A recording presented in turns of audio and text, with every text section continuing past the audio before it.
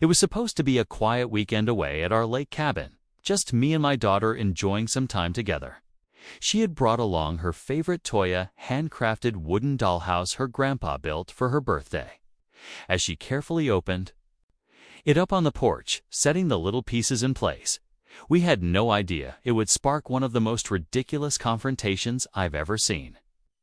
Out of nowhere, the neighborhood's self-declared enforcer and HOA Karen stormed over arms crossed, glaring like my daughter had committed a crime. Within minutes, she was dialing 911, shouting about unauthorized structures and violations of HOA policy. At first, I thought she was joking, but no, she was dead serious. A dollhouse, my daughter's dollhouse, was apparently a federal-level emergency in her world. The cops showed up, just as confused as I was, but Karen was in full meltdown mode. She kept demanding action, threatening fines, and going on about how outsiders needed to follow her rules. That's when something shifted. Guess what Karen didn't know was this cabin, the land, and even the easement that crossed into her driveway. It had a little legal surprise attached. As the police tried to calm her down and understand what the actual issue was, I quietly pulled out a folder from my truck. The look on her face when I started unfolding the paperwork. That's when everything changed, but we'll get to that. Because trust me, this story is only just getting started. Karen was still ranting about code violations and community standards when the officer politely asked her to step back and explain exactly what crime had taken place. Meanwhile, my daughter sat quietly on the porch, placing little chairs and a tea set into her dollhouse like nothing was happening. The officer looked at me, puzzled, and asked, "Is this what she called about?" I nodded and gestured toward the dollhouse. "Apparently, this is now a threat to the neighborhood," I said, half joking. But the tension in the air said otherwise.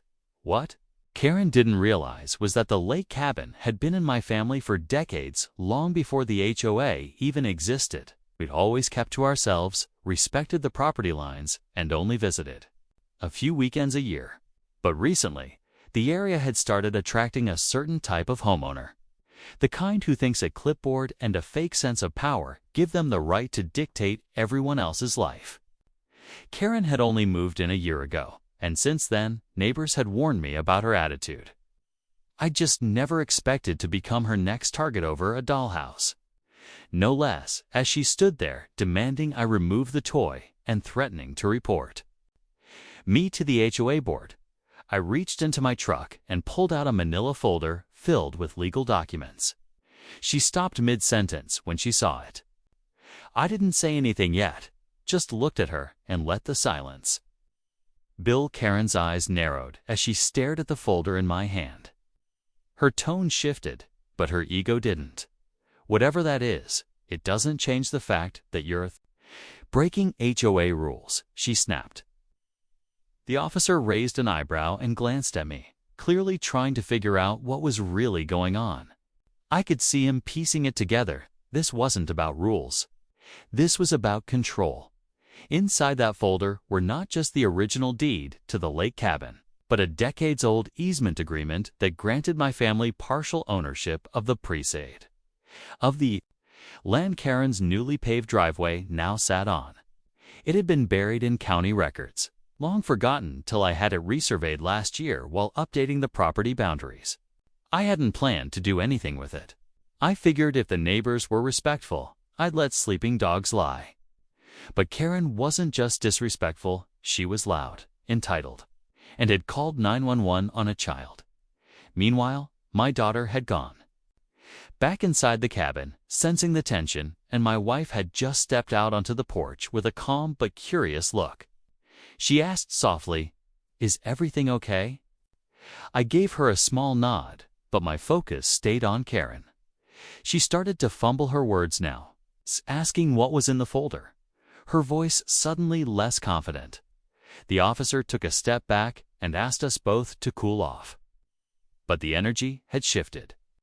Karen was no longer the one holding the power, and she could feel it slipping fast. Karen's hands were trembling now, though she tried hard to hide it.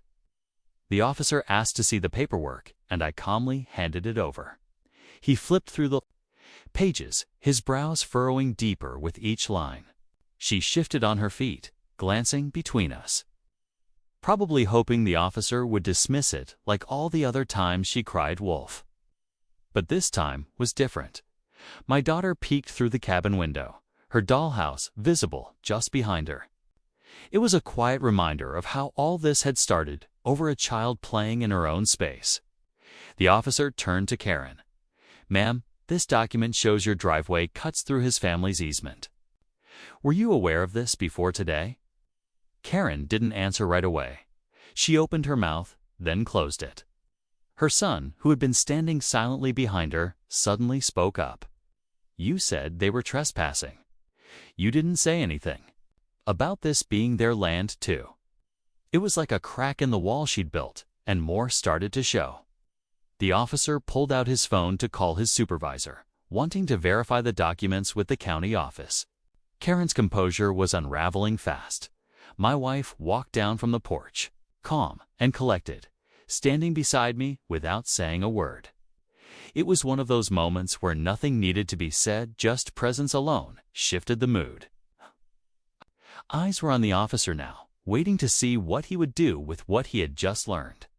Just when things seemed like they couldn't get more tense, the officer's radio crackled. A second unit was being dispatched not for backup, but because someone else had just reported a disturbance at the cabin.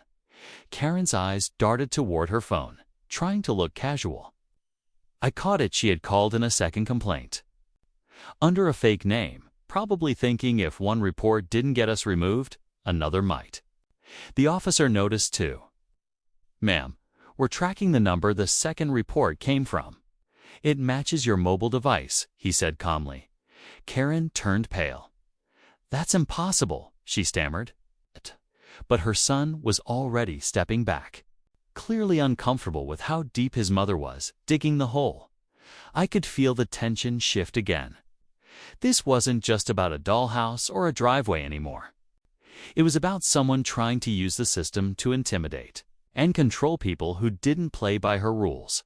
While the officer was confirming the call details with dispatch, my daughter ran up to me, holding a folded piece of paper. "Daddy, this was in the dollhouse." I opened it, confused. It was an old letter from the previous property owner, the same one Karen used to brag about being best friends with, clearly stating that the land easement allowed full recreational use for the cabin owners, and even included a clause about shared access to the shoreline. I looked at Karen. She recognized the handwriting before I even said a word. That letter was about to change everything. The officer took the letter from my hand and read it closely. His eyes narrowed with focus, and he radioed in to confirm the name and date. When dispatch verified that the previous owner had indeed filed that document with the county years ago, his tone shifted. "Looks like you've had every legal right to be here all along, sir," he said, handing it back with a nod. Karen didn't say a word. She stood stiff, face flushed. And her son quietly stepped away from her side, like he didn't want to be part of this anymore. But then came the twist. The officer added, "One more thing, our records show a shared easement for your cabin includes part of that gravel driveway, the one Karen just repaved." He pointed toward the stretch of road Karen always boasted about maintaining herself. "Technically, you have access rights there too." Karen's mouth dropped. "You mean he can use my driveway?" "Not just use," the officer replied. "According to the deed, it's co-owned. So if you ever block it again, you'll be the one facing legal consequences." She went quiet, stunned, while I stood there taking it all in. What began with my daughter opening a dollhouse had ended with a deed in our favor. And the very woman who tried to chase us off, realizing we weren't going anywhere. As we turned to walk back to the cabin, Karen called after us, voice low, "We'll see about this." but her tone didn't carry the same power it once had. The following morning, the lake was still and peaceful, like nothing had ever happened. My daughter played quietly on the porch with her dollhouse, completely unaware of the drama that had unfolded the day before. I sipped my coffee, taking in the view, finally feeling like this cabin truly belonged to us. The officer had come by one last time to drop off a copy of the easement confirmation and assured us that any future issues would be handled seriously. Karen didn't come by again that day. Word spread fast in the neighborhood, and it didn't take long before a couple of other homeowners came over not to complain, but to introduce themselves properly. One of them mentioned they'd had run-ins with Karen before, but were too afraid to speak up.